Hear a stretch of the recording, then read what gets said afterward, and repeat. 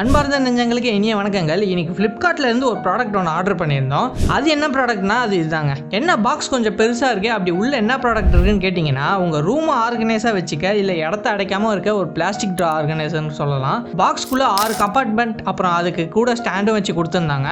அதை தவிர பாக்ஸில் வேறு எதுவும் இல்லைங்க. ட்ரேவோட குவாலிட்டி கூட ஓகேன்னு சொல்லலாம். ஆனால் அதுக்கு ஸ்டாண்டுன்னு ஒன்று கொடுத்தாங்க பாரு, அதோட குவாலிட்டி மகாமட்டமாக இருந்துச்சுன்னு தாங்க சொல்லணும். அது மட்டும் இல்லாமல் இந்த ஃப்ளிப்கார்ட்டில் மட்டும்தான் ஓட்ட ஓடிச்சல் பொருள்லாம் வரும். எனக்கு வந்ததில் கூட ஒரு ட்ரே ஒன்று டேமேஜாக இருந்துச்சு. ப்ராடக்ட்டோட குவாலிட்டி பார்த்தீங்கன்னா சுமாரான ஒரு ப்ராடக்ட் தாங்க சொல்லணும். நான் இதை ஒரு 589க்கு பர்ச்சேஸ் பண்ணியிருந்தேன். ஆனால் பொருளில் டேமேஜ் இருந்துச்சு. அப்புறம் பேஸ்மெண்ட்டில் புஷ் வைப்போம்ல, அதில் வெறும் 3 தாங்க கொடுத்துருந்தாங்க. ஆக்சுவலி 4 புஷ் இருக்கணும். இந்த ஃப்ளிப்கார்ட்டில் மட்டும் தாங்க இப்படிலாம் நடக்குமே. 589க்கு ஒர்த்தான்னு கேட்டிங்கன்னா கண்டிப்பாக ஒர்த்து கிடையாது. ஒரு சுமாரான குவாலிட்டியில் இருக்குன்னு தான் சொல்லணும். இதாங்க சொல்லணும்னு ஆசைப்பட்டேன். ஸோ குவாலிட்டி சுமாராக தான் இருக்குது. 589க்கு மீஷோவில் நல்லா இருந்துச்சு. நான் வாங்கின அப்புறம் தான் அங்கே செக் பண்ணி பார்த்தேன். அப்போது வேற ஒரு வீடியோவில் உங்களை மீட் பண்ணுறேன். அது வரையும் பாய்.